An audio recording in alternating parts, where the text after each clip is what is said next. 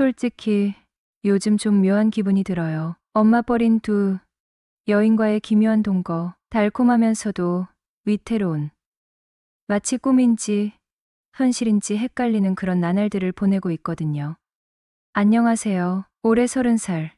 그냥 평범한 직장인이에요. 제 인생이 이렇게 꼬일 줄은 정말 상상도 못했죠. 정말이에요. 문제는 얼마 전부터 살던 원룸, 건물 주인이 바뀌면서 시작됐어요. 리모델링을 한다며 갑자기 방을 빼달라는 통보를 받은 거예요. 부랴부랴 집을 알아보러 다녔지만 딱히 마음에 드는 곳을 찾기가 쉽지 않더라고요. 그러던 어느 날 답답한 마음에 운동 삼아 자전거를 타고 동네 골목길을 이리저리 헤매고 다녔어요. 그렇게 페달을 밟던 중 2층 양옥집 앞에서 저절로 자전거가 멈춰섰죠. 대문 옆에 작게 붙어있는 임대 방이 주거용이라는 문구가 눈에 확 들어오더군요. 낡은 담쟁이 넝쿨이 붉은 벽돌을 뒤덮고 정원에는 이름 모를 꽃들이 흐드러지게 피어있는 모습이 정말 그림 같았어요. 혹시나 하는 마음에 홀린 듯 대문 앞에 서서 초인종을 눌렀죠. 누구세요?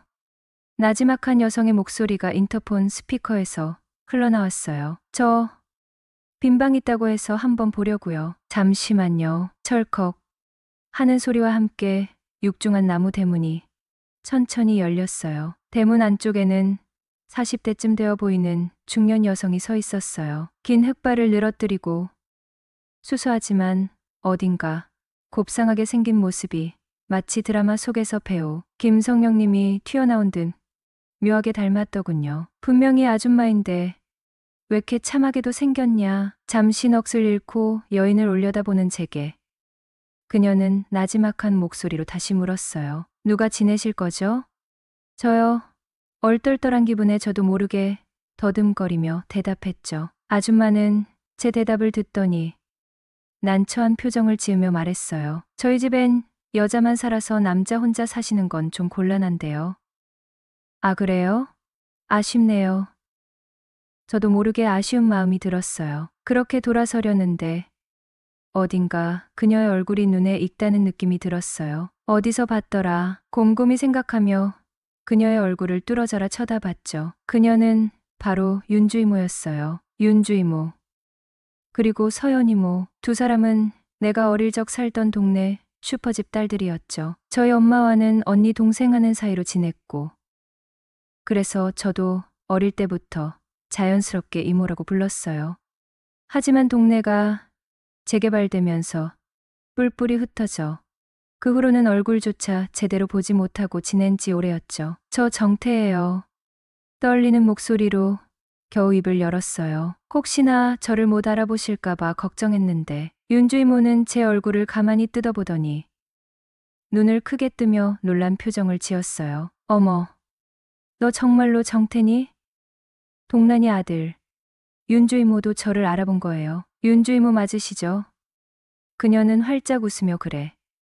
나 윤주 이모야 하며 반갑게 소리쳤어요. 그리고는 곧장 집 밖으로 뛰어나와 저를 와락 껴안았죠. 어머, 코질질 흘리던 그 꼬맹이가 이렇게 컸어. 키도 크고 인물도 훤하고 어머머. 이게 대체 몇 년 만이니? 윤주 이모는 제 어깨를 잡고 빙글빙글 돌며 감격스러워했어요. 정말 꿈만 같은 재회였죠. 그래, 요즘 어떻게 지내?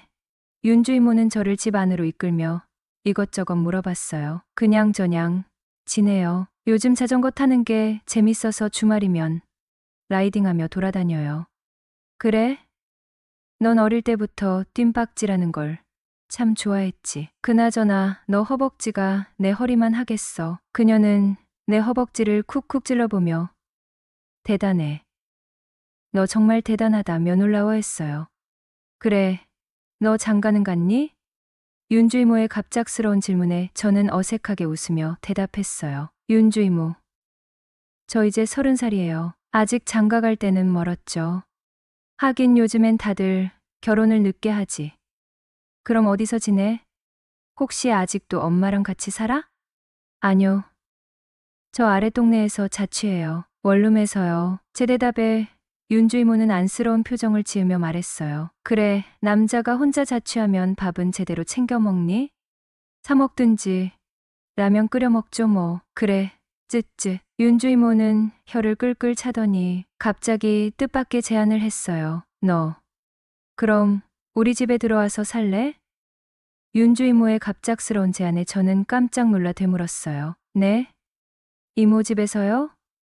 윤주 이모는 고개를 끄덕이며 설명을 덧붙였어요. 안 그래도 동네가 좀 그런데 집안에 남자가 없으니 무섭기도 하고 말야. 그리고 보다시피 둘이 살기엔 꽤 크단 말야. 내가 남편이랑 3년 전에 사별하고 서연이도 1년 전에 이혼해서 혼자 된 지도 꽤 됐거든. 윤주 이모의 말에 저는 고개를 끄덕였어요. 윤주 이모, 서연 이모 각각 50살, 45살의 과부와 돌싱녀, 두 여인이 이 넓은 양옥집에 살고 있다는 사실이 왠지 모르게 쓸쓸하게 느껴졌어요. 외롭겠다. 둘 다 얼굴이 반반하게 생겼으니 당연히 남자는 있겠지. 그러게요. 여자 둘이 살기엔 집이 너무 넓어서 뭔가 허전하긴 하겠어요. 내가 맞장구를 치자 윤주 이모는 제 손을 잡으며 간곡하게 말했어요. 그러니까 정태네가 와서 같이 살면 딱 좋을 것 같아. 월세는 뭐 됐어. 그냥 같이 지내는 거지. 어때? 윤주 이모의 제안에 망설일 이유가 없었어요. 오랜만에 만난 반가운 이모들이기도 했고 넓고 쾌적한 양옥집에서 살 수 있다는 건 정말 행운이었죠. 그렇게 얼떨결에 양옥집 2층을 차지하게 된 거예요. 이삿짐이라고 할 것도 없이 PC랑 자전거, 옷까지 몇 벌이 전부였어요. 내가 거주하는 2층은 따로 외부 계단이 있긴 했지만 실은 복층 구조였어요. 2층에 세입자가 들어오면 내부 계단을 막아 층을 분리할 계획이었지만 내가 들어오면서 자연스레 내부 계단은 그대로 두게 되었죠. 덕분에 1층과 2층을 마치 한 집처럼 자유롭게 드나들며 가족 같은 분위기 속에서 지낼 수 있었어요. 어릴 적 따뜻하게 대해주시던 윤주 이모, 서연 이모와 다시 한 집에서 살게 되다니 마치 오래된 고향집에 돌아온 듯한 포근함이 온몸을 감쌌죠. 윤주 이모는 내가 짐 정리를 하는 동안 옆에서 이것저것 챙겨주었어요. 수건이며 침구며 심지어는 내가 좋아하는 커피 믹스까지 방에 가져다 놓으시는 걸 보고 정말 엄마처럼 따뜻한 분이라는 걸 다시 한번 느꼈죠. 짐 정리가 거의 끝나갈 무렵 현관문이 열리는 소리가 들리더니 밝고 활기찬 목소리가 집 안으로 울려 퍼졌어요. 언니, 나왔어. 목소리의 주인공은 윤주 이모의 여동생 서연 이모였어요. 윤주 이모와는 달리 화려한 꽃무늬 원피스를 입고 짙은 립스틱을 바른 서연 이모는 첫인상부터 강렬했어요. 어머, 정태 정말 오랜만이다. 서연 이모는 저를 보자마자 눈을 동그랗게 뜨며 다가와 반갑다며 와락 껴 안았어요. 어머, 진짜 훤칠하게 잘 컸네. 아주 딴 사람이 됐잖아. 오랜만에 보는 내게 스스럼 없이 말을 걸고 스킨십하는 모습이 어색함 없이 편안하게 느껴졌죠. 저녁 식사는 셋이 함께 거실에서 하게 되었네요. 이삿날엔 짜장면이지. 윤주 이모가 짜장면이랑 탕수육을 시켜주더라고요. 식사가 시작되자 서연 이모는 끊임없이 말을 걸며 분위기를 띄웠어요. 정태는 요즘 뭐 하고 지내? 회사 다녀? 네. 저 회사 다녀요. 작은 IT 회사지만. 어머, IT 회사? 요즘 젊은 사람들은 다 IT 회사 다니는 것 같아. 똑똑하네. 서연 이모는 칭찬인지 농담인지 모를 말들을 쉴 새 없이 쏟아냈고 윤주 이모는 옆에서 조용히 미소를 지으며 묵묵히 밥을 드셨죠. 저녁 식사를 마치고 셋은 거실 소파에 나란히 앉아 TV를 보며 시간을 보냈어요. 과부와 돌싱, 두 명의 50대 아줌마와 30대 총각. 묘하게 어울리지 않는 조합이었지만 왠지 모르게 끌리는 그런 불안하면서도 설레는 동거가 시작된 것이었어요. 왠지 모르게 마음이 싱숭생숭했어요. 왜냐하면 두 이모가 여자로 보였거든요. 그녀들과의 재회는 정말 기뻤지만 한편으로는 앞으로 이 집에서 어떤 일들이 벌어질지 왠지 모를 불안감과 함께 야릇한 기대감이 동시에 밀려왔어요. 그때는 정말 몰랐죠. 이 평화로운 듯 보이는 동거가 제 인생을 완전히 뒤흔들 그렇게 위험하고도 달콤한 이야기의 서막에 불과했다는 것을.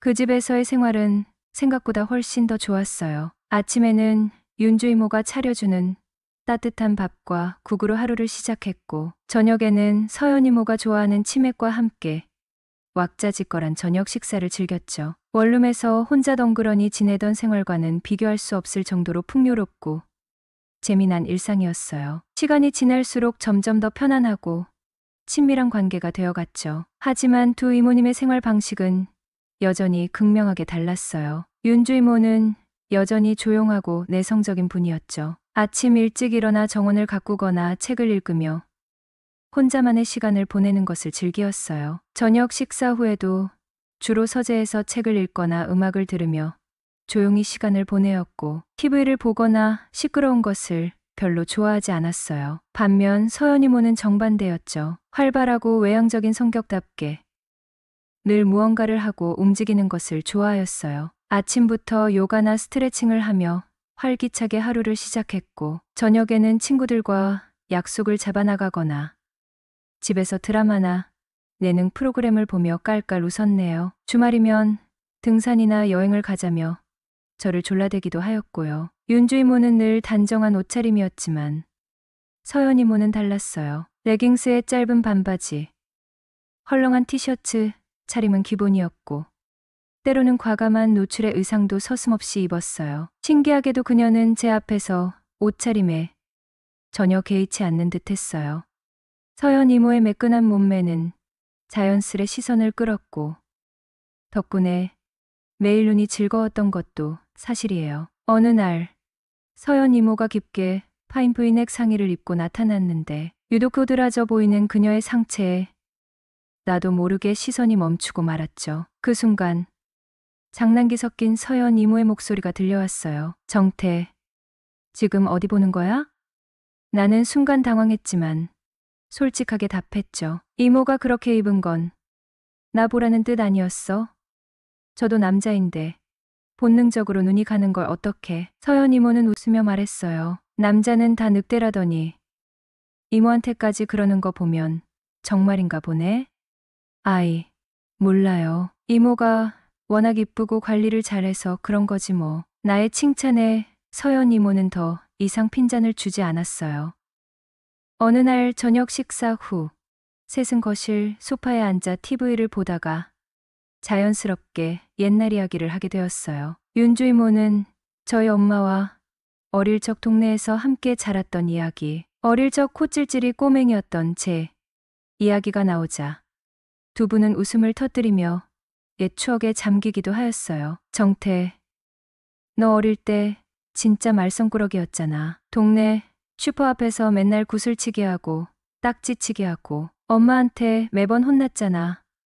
서연 이모는 장난기 가득한 눈빛으로 저를 놀렸고, 윤주 이모는 옆에서 맞아 정태 어릴 때 진짜 개구쟁이였어. 하지만 평온함 속에서도 묘한 긴장감이 조금씩 감돌기 시작한 건 어느 날 저녁부터였어요. 그날은 서연 이모가 평소보다 조금 늦게 퇴근하는 날이었는데 윤주 이모와 둘이서 저녁 식사를 준비하게 되었죠. 정태는 여자친구는 있니? 갑자기 윤주 이모가 조용히 물어왔어요. 예상치 못한 질문에 저는 살짝 당황하며 아니요. 아직 없어요. 라고 대답했죠. 나이가 몇인데 아직 여자친구가 없어? 요즘 젊은 사람들은 연애도 안 하고 뭐하니? 윤주 이모의 목소리는 평소처럼 차분했지만 왠지 모르게 조금 날카롭게 느껴졌어요. 바빠서 그리고 딱히 마음에 드는 사람도 없고요. 저는 어색하게 웃으며 대답을 얼버무렸죠. 정태는 어떤 여자를 좋아하니? 착하고 이쁘고 몸매 좋고 저랑 말이 잘 통하는 사람이면 좋을 것 같아요. 윤주 이모는 제 대답에 피식 웃으며 세상에 그런 여자가 어디 흔하니? 넌 평생 혼자 살아야겠다. 윤주 이모. 있잖아요. 사실 제 이상형이 딱 이모 같은 스타일이에요. 어머, 얘가 정말 내가 무슨 이상형씩이나 된다고 그래? 아니에요. 진심이에요. 윤주 이모야말로 완벽한 여자 아니겠어요?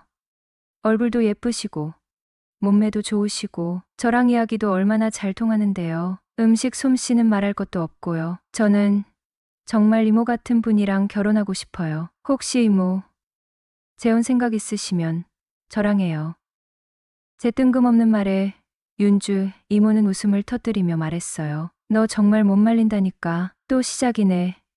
이 짓궂은 장난.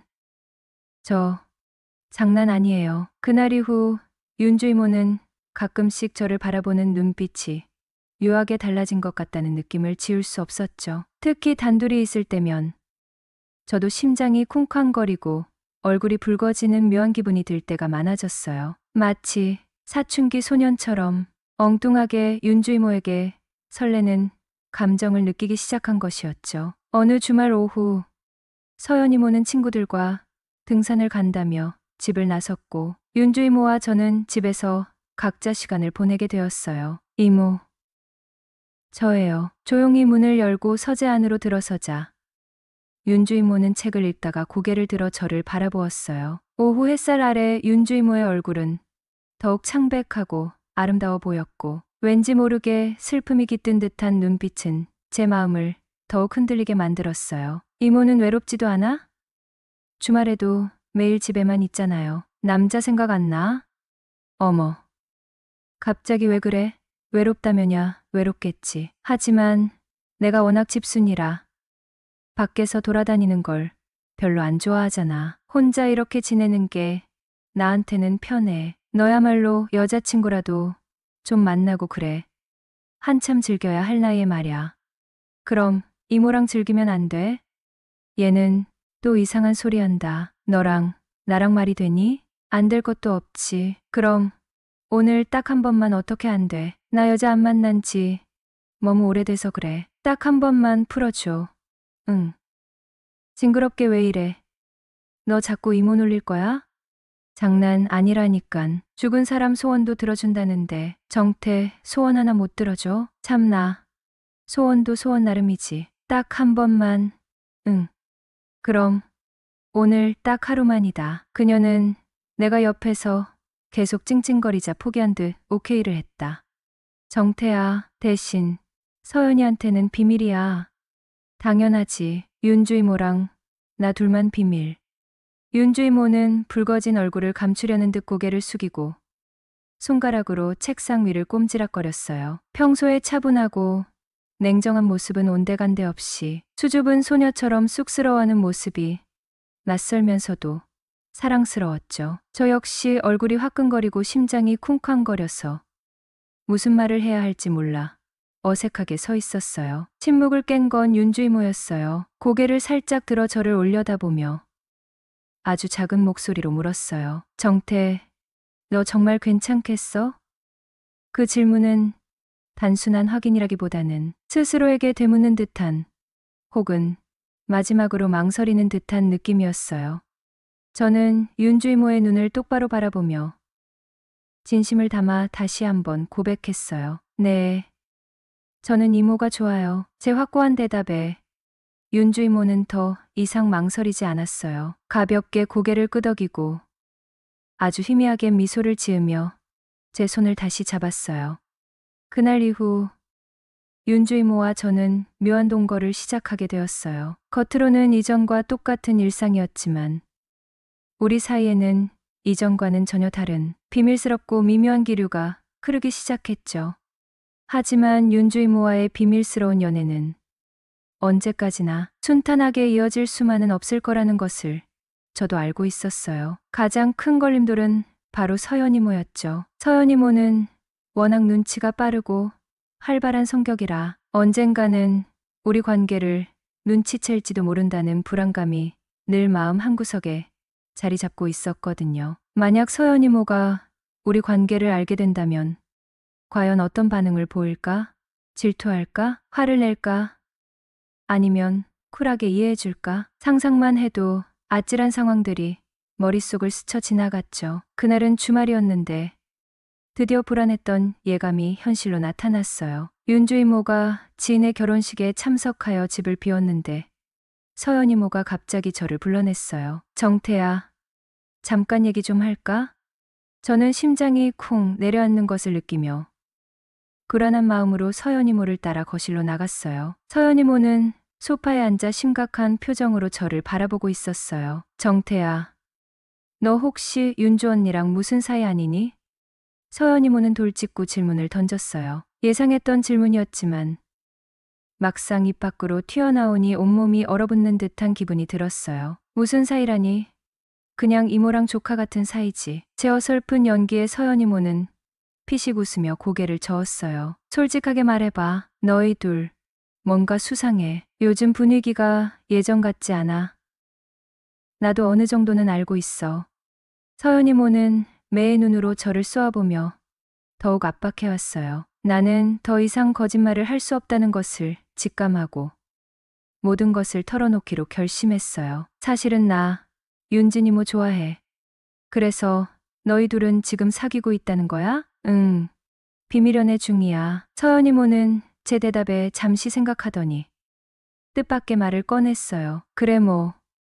그럴 수도 있지. 정말 놀라울 정도로 쿨하게 받아들이길래 믿기지 않는다는 듯 서연 이모를 빤히 쳐다봤죠. 서연 이모는 짓궂게 웃으며 제 어깨를 툭 쳤어요. 솔직히 말해서 너 꽤 괜찮은 남자잖아. 윤주 언니가 너 좋아하는 것도 뭐 이해 못할 건 아니야. 서연 이모의 쿨한 반응에 저는 어안이 벙벙했어요. 서연 이모, 그럼 우리 엄마한테 말 안 할 거지? 비밀 지켜줄게. 대신 한 가지 조건이 있어. 서연 이모는 갑자기 진지한 표정으로 말을 꺼냈어요. 조건? 갑작스러운 조건 제시에 저는 긴장하며 되물었어요. 조건 말해봐, 이모. 서연 이모는 잠시 망설이는 듯 하더니 결심한 듯 입을 열었어요. 나도 너랑 데이트하고 싶어. 서연 이모의 입에서 나온 말은 제 예상과는 전혀 다른 방향이었어요. 데이트? 윤주 이모와의 관계를 쿨하게 인정하는 듯 하더니 갑자기 나와 데이트를 하고 싶다고? 저는 혼란스러움과 당혹스러움에 휩싸여 아무 말도 하지 못했어요. 서연 이모는 제 당황한 표정을 즐기듯 짓궂게 웃으며 말을 이었어요. 왜? 싫어? 나도 여자야. 그리고 너 꽤 매력 있잖아? 서연 이모의 농담 섞인 말에 저는 더욱 혼란스러워졌어요. 서연 이모는 지금 진심으로 나와 데이트를 하고 싶다는 걸까? 아니면 윤주 이모와의 관계를 시험하려는 걸까? 이모 지금 농담하시는 거지? 내가 조심스럽게 묻자 서연 이모는 정색하며 고개를 저었어요. 농담. 아니야. 나 진심이야. 너도 알다시피 나도 혼자 지낸 지 꽤 오래됐고 외로운 건 마찬가지거든. 그리고 너 윤주 언니만 독차지하는 건 좀 불공평하잖아. 서연 이모의 말은 점점 더 노골적으로 변해갔어요. 저는 서연 이모의 의도를 파악하려 애썼지만 여전히 갈피를 잡을 수 없었어요. 윤주 이모랑 친자매잖아. 내가 어색하게 말하자 서연 이모는 코웃음을 치며 대답했어요. 친자매면 뭐? 우리가 결혼하는 것도 아니고 연애 좀 하겠다는데 그런 거 신경 쓰지 마. 서연 이모의 말은 왠지 모르게 위험하면서도 동시에 거부할 수 없는 매력을 풍겼어요. 나는 서연 이모의 눈빛을 똑바로 쳐다봤어요. 서연 이모의 눈빛은 장난기 뒤에 숨겨진 진심을 갈망하는 듯 묘하게 애절하게 느껴졌죠. 이모, 정말 나랑 데이트하고 싶어? 내가 다시 한번 확인하듯 묻자 서연 이모는 망설임 없이 고개를 끄덕였어요. 그래, 정말이야. 너랑 좀 더 깊이 알아가고 싶어. 남자 대 여자로. 서연 이모의 확고한 대답에 나는 더 이상 망설일 이유가 없다는 것을 깨달았어요. 어쩌면 이것은 윤주 이모와의 관계를 더욱 확고하게 만들고 동시에 서연 이모의 외로움도 달랠 수 있는 일석이조의 기회일지도 모른다는 생각이 들었죠. 물론 위험하고 예측 불가능한 상황이 될 수도 있지만 왠지 모르게 거부할 수 없는 아찔한 유혹이 느껴지는 것도 사실이었어요. 좋아요, 이모. 이모랑 데이트할게. 제 대답에 서연 이모는 만족스러운 미소를 지으며 제 손을 잡았어요. 좋아. 그럼 우리 내일부터 1일이야. 기대해도 좋을 거야, 정태. 서연 이모의 손길은 윤주 이모와는 또 다른 활기차고 뜨거운 에너지를 담고 있었어요. 그 순간 저는 그 집에서 두 여인과 함께 얽히고 설킨 더욱 위험하고도 달콤한 삼각관계의 미로 속으로 깊숙이 빠져들게 될 것이라는 것을 예감했어요. 하지만 그 미로는 왠지 모르게 거부할 수 없는 아찔한 매력으로 가득 차 있다는 것도 함께 느꼈죠. 앞으로 어떤 일들이 벌어질지 상상조차 할 수 없었지만 적어도 지금 이 순간만큼은 걷잡을 수 없는 설렘과 함께 위험한 동거의 새로운 막이 오르는 것을 온몸으로 느끼고 있었어요. 사랑은 때로는 가장 아름다운 거짓말이다. 나는 평범한 50대 남성이다.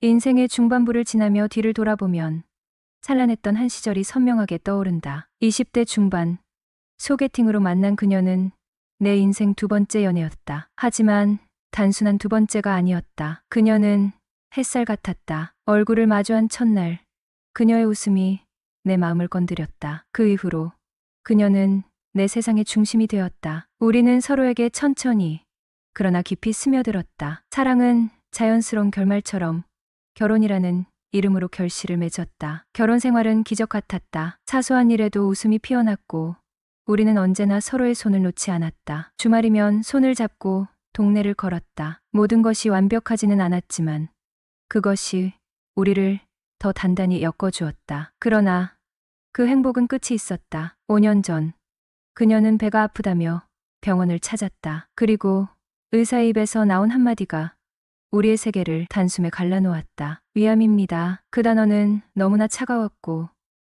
지나치게 가혹했다. 수술과 치료가 이어졌다. 그녀는 강했다. 끝까지 웃음을 잃지 않았고 나를 안심시키려 했었다. 하지만 병은 잔혹했다. 우리는 매일 병원을 오가며 기적을 빌었다. 그러나 암은 우리의 기도를 비웃듯 1년 만에 재발했다. 그 뒤의 시간은 손끝에서 모래처럼 흘러내렸다. 결국 그녀는 하늘나라로 떠났다. 그날 이후 내 삶은 멈춘 듯 흘렀다. 아니, 정확히 말하자면 멈춘 것과 다름없는 느릿느릿한 흐름이었다. 출근과 퇴근이라는 무의미한 반복 속에서 무기력함만이 나를 삼켰다. 회사와 집을 오가는 길, 그 어떤 것도 나를 흔들지 못했다. 그러던 어느 날 생각지도 못한 변화가 찾아왔다. 그녀는 우연히 마주친 젊은 새댁이었다. 처음엔 그저 스쳐가는 인연이라 여겼다. 길게 말도 섞지 않았고 이름조차 몰랐다. 하지만 시간이 지나면서 그녀는 점점 나에게 다가왔는데 어느 순간 그녀의 말과 행동에는 은근한 온기가 스며들어 있었다. 30대 초반의 그녀는 새끼도 조금 있고 아주 늘씬했다. 나보다 한참 어린 그녀가 내게 호감을 보이고 있다는 사실은 도무지 믿기지 않았다. 아저씨랑 있는 게 너무 좋아요. 그 말은 내 심장을 두드리는 낯선 감정을 불러일으켰다. 그 뒤로 그녀는 자주 연락을 해왔다. 시간 괜찮으시면 같이 밥 먹어요. 어때요? 보고 싶은데. 나는 이게 꿈인가 생시인가 싶었다. 그리고 때때로 툭툭 던지는 플러팅 섞인 농담들은 내가 그리워했던 삶의 생기를 불어넣고 있었다. 아저씨는 왜 이렇게 멋있으세요? 정말 반칙 아니에요? 처음 들었을 땐 당황스러웠다. 멋있다는 말을 들은 게 언제였던가. 나는 당혹스러움을 숨기려 어색한 미소로 받아넘겼지만 그녀는 장난스러운 웃음으로 내 반응을 즐기는 듯 보였다. 혹시 아저씨 때문에 제가 너무 설레서 잠 못 들면 책임져 주실 거죠? 그녀는 웃음기 가득한 얼굴로 말했다. 농담이라는 걸 알면서도 그 안에 담긴 미묘한 진심이 내 심장을 마구 뛰게 하였다. 어느 날 그녀가 이렇게 묻기도 했다. 왜 그렇게 멋진데 아직 혼자 계세요? 이런 사람 놓치면 다들 후회하겠어요. 나는 뭐라 대답해야 할지 몰라 얼버무렸다. 그녀는 그 모습을 보며 고개를 갸웃거리더니 웃으며 덧붙였다. 그럼 제가 그 후회 안 하게 도와드릴까요? 어머님께서 오래도록 거주하시던 집이 재개발 지역으로 지정되면서 조금 아래로 내려간 곳에 새로 다가구 주택을 짓게 되었다. 어머님이 연로하시다 보니 나는 일주일에 한 번씩 들러 안부를 확인하며 작은 수발을 들어드리곤 했다. 그날도 사무실에서 시간을 내어 들렀는데 낯선 젊은 여자가 어머님과 마주 앉아 있는 모습을 보았다. 어머니는 웃으며 그녀를 내게 소개했다. 옆집으로 새로 이사 온 새댁이란다. 혹시 여름휴가 때 계약하셨다는 그분이신가요? 네. 맞아요. 그녀는 고개를 살짝 숙이며 미소 지었다. 검은 롱스커트에 하얀 블라우스를 입고 머리를 단정하게 올려 묶은 그녀는 30대 초반쯤으로 보였다. 여자 나이 30이면 정말 한창 물이 오를 때다. 그래서인지 그녀는 마치 봄바람처럼 생기가 넘쳐나 보였다. 날 쳐다보며 웃을 때마다 나는 마치 전기가 흐른 듯 가슴이 두근거리고 머리끝까지 간지러웠다. 어쩌면 그녀는 자신도 모르고 그 미소 한 번에 내 마음을 완전히 빼앗아 버린 걸지도 모른다. 잠시 후 그녀는 어머님과 나에게 가볍게 인사한 뒤 조용히 자리에서 일어나 옆집으로 돌아갔다. 그녀가 조용히 문을 닫고 사라지는 순간까지 나는 한 걸음도 움직이지 못한 채 그녀의 뒷모습에 시선을 고정하고 말았다. 무언가에 홀린 사람처럼 눈을 떼지 못했던 것이다. 걸음걸이가 부드럽게 이어질 때마다 스커트 자락이 살짝 흔들리고 그 움직임은 바람을 따라 춤을 추는 것 같았다. 뒤로 묶은 머리카락은 그녀의 고개가 살짝 기울 때마다 찰랑거리며 햇빛을 받아 반짝였다. 젊음이란 게 이렇게 눈부신 것이었나. 그동안 꽉 막혀있던 내 연애 세포가 그 찰나에 오랫동안 조용히 잠들어 있던 감각들이 마치 포텐이라도 터진 듯 단번에 내 안에서 울려 퍼졌다. 마치 오랫동안 갈라진 땅에 비가 스며들 듯 그녀의 모습이 내 마음 속 깊은 곳을 촉촉히 적시는 기분이었다. 그녀의 걸음은 점점 멀어지고 있었지만 내 시선은 여전히 그녀의 실루엣을 따라가고 있었다. 이게 대체 뭐지? 대체 나는 왜 이러는 걸까? 내가 저 여자를 원하고 있는 건가? 설마 아니겠지. 현관 앞에 멈춰선 채 몇 번이고 스스로에게 물었지만 대답은 없었다. 마음은 이미 그녀의 뒷모습과 함께 멀리 걸어가 버린 듯했다. 며칠 뒤 어머니 댁을 찾았지만 집 안은 텅 비어 있었다. 혹시나 싶어 옆집 초인종을 눌렀다. 잠시 후 그녀가 문을 열고 나왔다. 어머님 지금 저희 집에 와 계세요. 아, 그러셨군요. 집에 안 계시길래. 그녀는 말끝을 흐리며 살짝 고개를 돌렸다. 그러더니 갑자기 얼굴이 붉어지며 문을 넓게 열어주었다. 들어오세요. 어머니도 곧 깨어나실 거예요. 그럼 잠시만 실례하겠습니다. 거실로 들어서자 어머니께서 소파에 편안히 누워 주무시고 계셨다. 그녀는 조용히 커피 한 잔을 내려놓고 내 앞에 두 무릎을 가지런히 모아 앉았다. 어머니께서 여기가 편하신가 봐요. 집에서는 잘 안 쉬시더니. 그녀는 조심스레 고개를 끄덕였다. 하지만 그녀의 옅은 미소 뒤에 그늘이 스쳐 지나갔다. 문득 그녀의 옆모습에서 수심이 엿보였다. 혹시 무슨 고민 있으세요? 내가 조심스럽게 말을 꺼내자 그녀는 순간 움찔하며 고개를 저었다. 아니에요. 별거 아니에요. 그녀는 말꼬리를 흐리며 시선을 피했다. 그러더니 자리에서 일어나 주방으로 향했고 잠시 후 과일 접시를 들고 나왔다. 보험회사에 다니신다고 들었어요. 네. 맞아요. 그녀는 사과 조각을 집어 들고 한 입 빼어 물었다. 작은 입에 담긴 사과를 오물거리며 살짝 입가를 가리는 모습이 괜스레 귀엽다는 생각이 들었다. 일은 괜찮으세요? 힘들지 않으신가요? 사람 상대하는 게 조금 어렵긴 한데요. 그래도 잘 적응하고 있어요. 그녀가 고개를 끄덕이며 웃었지만 다음 질문이 그녀의 미소를 걷어갔다. 그런데 신랑분은 잘 안 보이시네요. 그녀의 표정이 금세 어두워졌다. 나는 다급히 말을 이어갔다. 아, 제가 실례되는 질문을 했나요? 아니에요. 그냥 대답하기 좀 어렵네요. 그녀는 애써 웃으며 대화를 돌렸다. 명함 있으세요? 하나 주실래요? 아, 네. 잠시만요. 나는 지갑에서 명함을 꺼내 건넸다. 그녀는 잠시 그것을 바라보다가 자리에서 일어나 작은 방으로 들어갔다. 안에서 무언가를 뒤적이는 소리가 들렸고 곧 방문이 열렸다. 그녀가 나온 순간 나는 살짝 당황했다. 이전보다 가벼워진 옷차림과 얼굴에 번진 홍조는 분위기를 한층 더 묘하게 만들었다. 커피 조금 더 드릴까요? 그녀는 잔잔한 미소를 지었지만 나는 그녀의 행동에 담긴 의도를 가늠할 수 없었다. 왜 이러지? 나한테 잘 보이려는 건가? 하지만 그럴 리 없다고 스스로를 타이르면서도 머릿속은 그녀의 행동과 그 표정을 곱씹으며 복잡해졌다. 그녀의 마음속에는 지금 무슨 생각이 가득 차 있는 걸까? 설마 나를 유혹하는 것일까? 그럴 리는 없었다. 매일 퇴근이 그렇게 늦으세요? 아뇨. 매일 늦으면 직장 다니기 힘들죠. 일찍 끝날 때도 있어요. 그녀가 가볍게 고개를 끄덕이며 웃었다. 저는 해숙이에요. 정해숙. 그녀가 자신의 이름을 말할 때 나도 모르게 내 이름을 말할 준비를 했다. 그런데 해숙은 미소를 지으며 고개를 저었다. 알아요. 어머니께서 많이 말씀하셨어요. 경태 씨. 맞죠? 올해 50살. 사별 후 혼자 지내신다고. 어머님이 별의별 얘기를 다 하셨네요. 제 앞에서 아들 자랑을 너무 많이 하셔서 웬만한 건 다 알고 있어요. 고등학교 때까지 운동을 했다는 것도 알아요. 그래서 그런지 남성미 넘치시는 것 같기도 하고. 호호. 거실의 분위기가 조금 묘해졌다. 어머님이 깨어나신 것 같아요. 이제 가셔야겠네요. 해숙이 어머님을 쳐다보며 일어났다. 그때 어머님의 목소리가 들렸다. 작은 애야, 언제 온 거니? 어머님. 집에 안 계시길래 찾아왔어요. 주무시고 계셔서 깨울 수가 없었어요. 늙으니 피곤하구나. 집에 가자꾸나. 새댁한테 미안해서 어쩌냐. 그녀는 주방에서 접시를 정리하며 미소를 지었다. 아뇨. 정말 좋았어요. 할머님.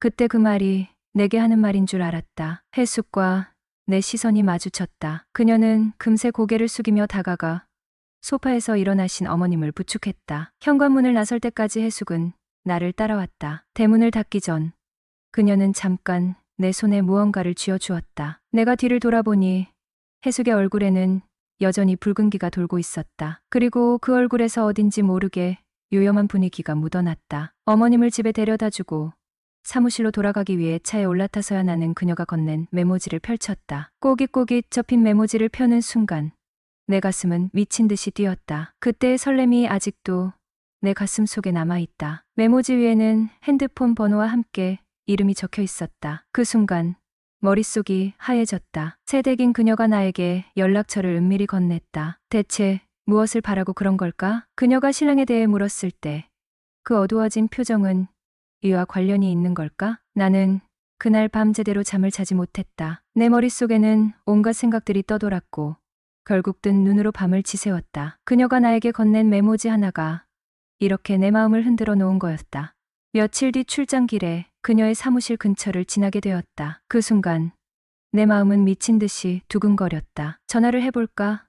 그녀가 나를 반갑게 맞아줄까? 아니면 혹시 내가 그녀에게 너무 부담스러운 존재가 아닐까? 잠시 망설이며 고민에 빠졌다. 나이 많은 사람이 이런 일에 주책이라며 험담을 들을까? 아니면 내가 괜히 지나치게 생각해서 혼자 망상에 빠져 있었던 건 아닐까? 그녀의 작은 배려가 내가 남녀의 정을 느끼게 만든 건 아닐까? 온갖 생각이 머릿속을 휘돌았다. 하지만 그만큼 그녀에 대한 감정이 나를 사로잡고 있다는 것도 알았다. 나 혼자서 망설이다가 결국 마음속에서 그 작은 의문들을 떨쳐버렸다. 내가 이대로 그냥 지나친다면 후회할 것 같았다. 그녀가 반응할지 아니면 다른 생각을 가질지 모르겠지만 그래도 한번 시도해보기로 결심했다. 그래, 그냥 해보자. 그녀에게 전화를 걸었다. 신호음이 울리고 잠시 후 그녀의 목소리가 들렸다. 그 소리에 내 심장은 다시 한번 뛰기 시작했다. 경태 씨? 안녕하세요. 해숙 씨. 지나가다 근처에 왔길래 잠시 들려도 될까요? 조금은 긴장된 목소리로 말을 꺼냈다. 내 물음에 그녀는 잠시 침묵한 후 그때부터는 예상치 못한 반응을 보였다. 아뇨, 오늘은 일찍 마치고 벌써 퇴근했는데요. 그럼 집이세요? 아니, 근처 계시면 차라도 한잔 하려고 했는데 아쉽네요.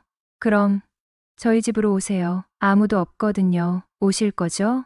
네, 가야죠. 물어보는 그녀나 대답하는 내 목소리가 심이 떨렸다. 심중의 불안과 긴장, 기대감이 전화에 자연히 드러난 것이다. 문은 모두 열어놓을게요. 들어오실 때 잠그세요. 네. 집으로 가는 길이 참으로 멀게 느껴졌다. 승용차로 불과 10분도 걸리지 않을 거리. 운전을 하면서 뛰는 가슴과 흥분을 주체할 수가 없었다. 차를 멀리 떨어진 곳에 주차하고 걸어 내려갔다. 혹시나 동네 사람들 눈에 띌까 조심했다. 그녀의 말대로 대문은 잠그지 않았고 현관도 손잡이를 잡아당기자 그대로 열렸다. 들어오는 기척을 느꼈음인지 그녀가 거실에 서 있었다. 피곤하시죠? 조금. 그렇게 피곤하지는 않습니다. 샤워를 마쳤는지 머리카락은 아직 물기가 마르지 않았고 입술은 붉은 립스틱을 발라 지극히 위험해 보였다. 구두를 벗고 거실에 올라서니 그녀가 주방으로 걸음을 옮겼다. 잠깐 기다리세요. 마실 것 가지고 올게요. 난 소파에 앉았다. 그녀가 접시에 포도주 한 병과 잔 하나 그리고 과일을 담아내왔다. 소파 앞 유리 테이블에 올려놓고 내 옆에 앉아 잔을 채웠다. 드세요. 난 그녀를 보며 잔을 들이켰다. 그녀가 다시 잔을 채웠다. 이번에는 그녀가 마셨다. 잔 하나로 술을 나누어 마신 셈이었다. 혜숙 씨, 무슨 고민 있어요? 아뇨. 얼굴이 많이 어두워 보여요. 뭔가 고민이 있는 얼굴인데. 아뇨, 괜찮아요. 그녀의 말끝이 흐려짐을 느끼며 왠지 모를 허전함이 가슴에 차오름을 느꼈다. 그나저나 할머님이 늘 경태 씨 칭찬하시더라고요. 그랬어요. 험담을 한 게 아니고요. 그녀가 웃었다. 할머님만 그랬다면 못 믿었을 거려. 하지만 가끔 집에 오시는 동네 어른들 모두 칭찬하시던 거려. 그래서 늘 궁금했죠. 할머님 댁에서 본 가족 사진 속의 당신이 어떤 분인지를. 저희 신랑하고 너무 비교가 되었으니까요. 어떤 비교요? 훈훈하고 건강한 남성미랄까? 암튼 듬직한 남자가 제 이상형이거든요. 그녀가 다시 잔을 채워 내게 내밀었다. 신랑하고 무슨 문제라도 포도주를 들이키고 술을 채운 뒤 그녀에게 내밀었다. 그 사람 3달 전에 뇌출혈이 왔어요. 우습죠? 제 나이 겨우 32이고 신랑은 35살인데 말이죠. 말을 마친 그녀가 고개를 숙였다. 33살에 뇌출혈이라. 그럼 부부관계는? 하는 생각이 먼저 들었다. 그럼 지금도 병원에 계시겠네요. 네, 지금은 재활병원으로 옮겼어요. 잠시 침묵이 감돌았다. 절 이해하실 수 있나요? 끈금없는 질문에 나는 끄덕끄덕. 나도 모르게 고개를 끄덕이며 그녀의 물음에 대답하고 있었다. 나 한심해 보이죠? 아니요. 전혀 그렇게 안 보여요. 잘 모르는 남자한테 별의별 얘기를 다 하니 말이죠. 그런 말 하지 맙시다. 따지자면 나도 똑같은 입장이니. 좋았어요. 나도 좋았어요. 하하. 당신과 함께하는 시간이 너무 소중하게 느껴지니깐.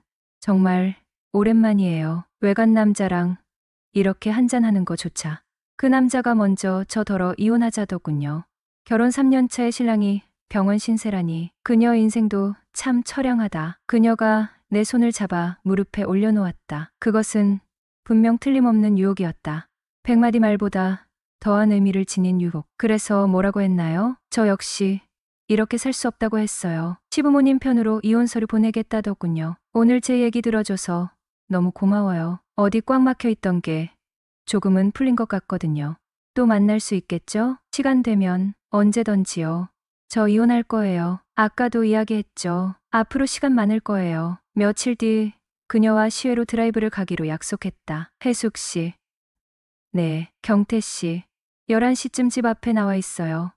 네, 시간 맞추어서 나가 있을게요. 그녀 앞에 차를 세우자 환한 미소를 띄우고 차에 올랐다. 일찍 왔네요. 집에서 기다리기 싫었어요. 승용차가 시내를 빠져나갔다. 내가 늦었으면 어쩌려고 추운데 나와 있어요. 그래도 집에서 기다리는 것보단 낫죠. 밖이 훨씬 시원하고 사람 사는 것 같잖아요. 많이 외로웠나 봐요. 귀신이네요. 날 그렇게 잘 알아맞히다니. 그래요. 어줍잖은 말인 건 알지만 내가 위로가 됐으면 좋겠어요. 어디로 가고 싶어요? 좀 멀리. 아무 곳이나요? 허벅지에 백을 올려놓고 두 손을 가지런히 모으고 그녀는 긴 눈을 감았다. 피곤해요. 좀 자고 싶어요. 그렇게 해요. 조심해서 운전할 테니까. 차를 고속도로에 올리고 시원하게 달려나갔다. 그녀는 세상 시름을 모두 잊은 듯 새근거리며 잠에 빠졌다. 그녀를 방해하고 싶지 않았다. 한참을 달린 후에 차는 남해로 빠졌다. 남해대교를 건너 해안도로를 타고 돌았다. 스르륵. 그녀가 언제 깨어났는지 차창 유리를 내렸다. 더 자지 않고? 아뇨. 이젠 되어서요. 바람이 참 시원해요. 가을이잖아. 그렇군요. 가을이네요. 그녀가 내 팔을 잡았다. 어디 들려요? 난 배고프지 않아요. 나도 고프진 않아. 그럼? 그녀는 묘한 눈빛으로 나를 쳐다보며 질문을 던졌다. 그 눈빛 속에서 뭔가 다른 의미가 느껴졌다. 늘 이렇게 함께하면 좋겠다는 생각을 해요. 저도 그래요. 그런데 그게 가능할까요? 이혼 서류 접수하고 결과를 보는 대로 친정으로 갈 거예요. 가끔 만날 수 있죠? 서울 가는 길에 들리도록 할게. 전화 주시면 달려나갈게요. 나랑 정식으로 교제할 생각은 있어? 궁금한 건 그것이었다. 모르죠. 어떻게 될지. 하지만 당신이 부르면 아마 나올 것 같아요. 당신을 잊어버리기는 어려울 것 같아요. 하지만 제 생활을 존중해 주셔야 해요. 그래, 당연한 거지. 그녀는 이혼을 했고 곧바로 친정으로 갔습니다. 여전히 혼자이고 가끔 서울 출장길에 그녀에게 들립니다. 오늘의 사연 시작합니다. 저는 한적한 시골에서 이장을 맡고 있습니다. 그렇다고 아주 노인네는 아닙니다. 내 나이 55 한창이죠. 시골은 원체 젊은 사람이 없다 보니 제 나이 정도면 한참 일할 때입니다. 도시 생활 한참이던 40 중반에 교통사고로 와이프를 잃고 상심이 너무 커서 애들 대학 보내고 도시 생활을 접고 고향으로 내려왔습니다. 부모님이 사시던 집인데 두 분 돌아가시고 가끔씩 주말에 머리 식힐 겸 내려와 지내던 곳인데 도시 생활 접고 이곳에서 살게 될 줄은 몰랐네요. 욕심 없이 열심히 일하고 맛깔스러운 고향 음식 먹으면서 나이 많으신 어른들과 어울리다 보니 저는 젊은이 취급을 받았고 자연스레 이장을 맡았습니다. 원래 시골이 텃세가 심하다고 해서 걱정을 많이 했었지만 원체 제 성격이 사람 좋아하고 베푸는 걸 좋아해서 마을 어르신들이 금방 좋아해 주셨어요. 그러던 어느 날 젊은 부부가 저를 찾아왔어요. 딱 봐도 태어나서 시골 생활 한번 안 해봤을 것 같은 사람들이었는데 귀농을 하고 싶다고 했습니다. 그렇다고 이 마을이 그들의 고향은 아니었죠. 왜 하필이면 이 마을에서 귀농을 할 생각인지 물어봤는데 그들이 말하길 1년 전 마을 뒤쪽으로 여름 휴가를 나왔다가 2년이 된 부부인데 그 기억이 너무 좋았기에 시골 와서 농사로 성공해보겠다는 포부를 밝히더군요.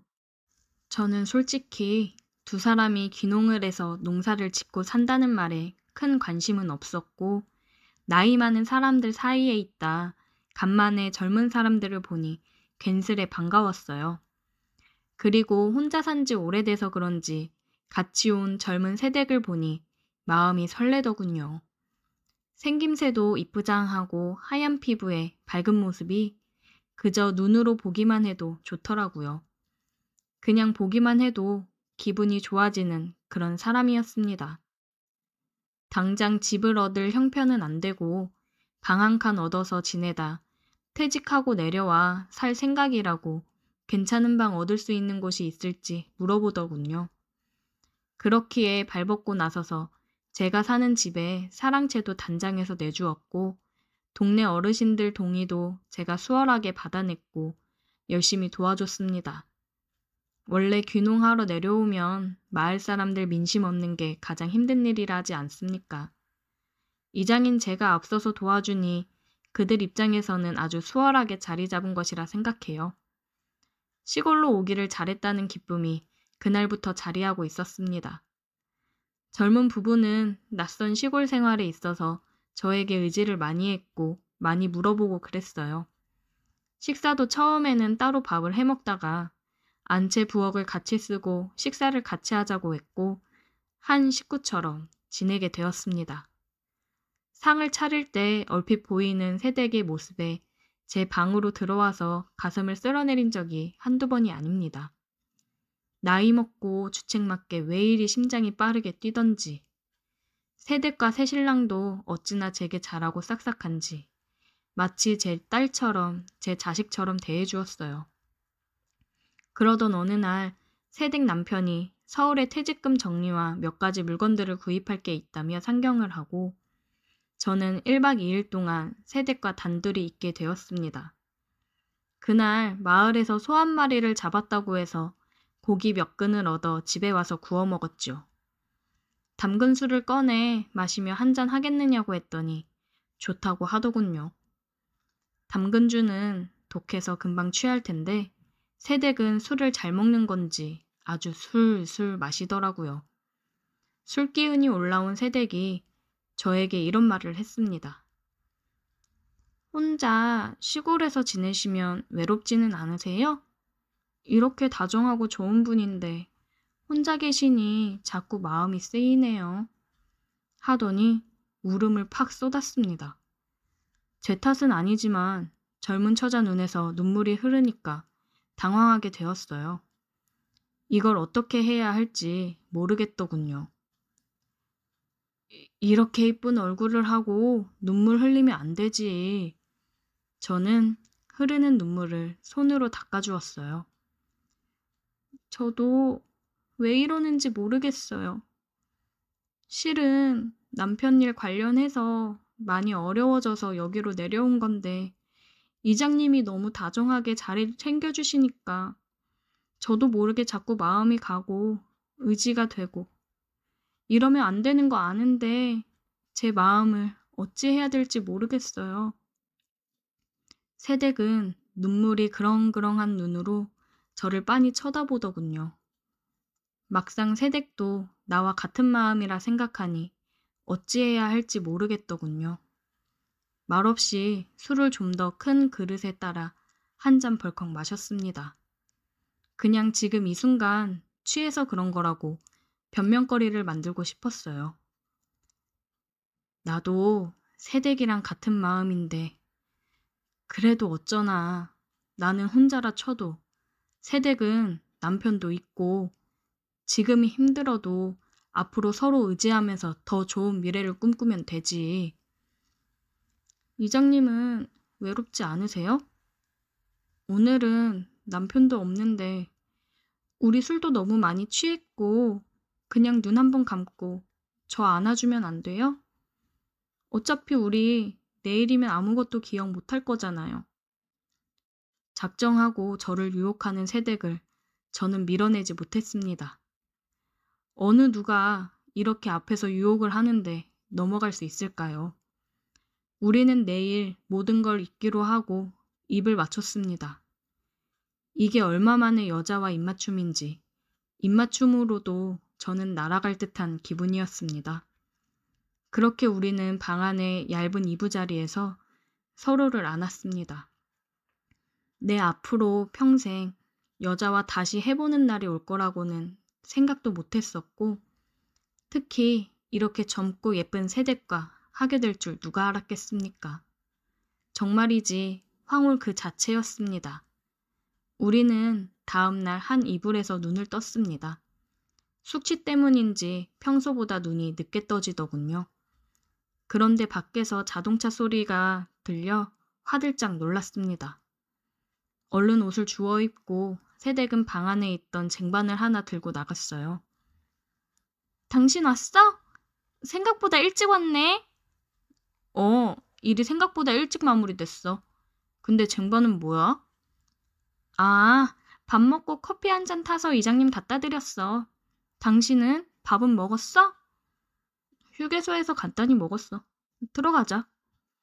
밖에서 두 사람의 소리를 듣는데 가슴이 철렁거렸습니다. 역시 사람은 죄를 지으면 안 된다는 걸 느꼈어요. 그리고 우리는 그날 밤이 너무 좋았던 나머지 그날 하루로 끝을 낼 수 없었습니다. 새댁 남편이 없는 날이면 우리는 몰래 사랑을 나누고는 했습니다. 집에 있을 땐 제가 아는 사람 없는 장소로 가서 사랑을 나누곤 했어요. 끊을 수 없는 지독한 관계였습니다. 아무것도 모르고 허허 실실 웃으면서 저나 새댁한테 잘하는 새댁 남편을 보니 괜스레 미안해지긴 했지만 저도 어쩔 수 없는 이기적인 사람이었습니다. 그로부터 6개월 정도 지난 후 새댁 남편 집안에 문제가 생겨서 두 사람은 서울로 다시 올라가게 되었고 우리는 아쉬운 작별을 하였습니다. 가끔 문자로 서로의 안부를 묻다가 너무 보고 싶은 마음에 약속을 잡고 서울로 간 적도 있습니다. 그 몇 달 새 새댁의 얼굴이 많이 어두워졌더라고요. 부부 사이에 문제가 있다고 말하며 힘들어 했습니다. 새댁이 농담식으로 제게 이런 말을 한 적이 있습니다. 나 이혼하고 아저씨한테 갈까? 그 말에 힘없이 웃기만 하던 저였습니다. 그때 용기를 내서 뭐라고 대답을 했었다면 어떤 결과가 있었을지 모르겠지만 나이 차이도 많이 나는 새댁과 그러면 안 될 거라고 생각했어요. 제가 아무런 말이 없자 새댁은 말도 안 되는 소리에서 미안하다고 하며 그렇게 우리는 헤어졌고 6개월이 지난 지금까지 그녀에게서는 아무 소식이 없네요. 같이 살던 집에서 혼자 멍 때리고 있다 보면 어느 날 갑자기 그녀가 대문을 열고 환하게 달려올 것 같은 느낌이 있습니다. 이렇게 마음이 깊어질 줄 알았다면 그때 새댁이 용기 내어 꺼낸 말에 나에게 오라고 자신 있게 얘기해 줄 걸. 그게 너무 한이 되네요. 기다리다 보면 새댁이 다시 연락을 해줄까요? 저는 하염없이 새댁이 오기를 기다리고 있습니다.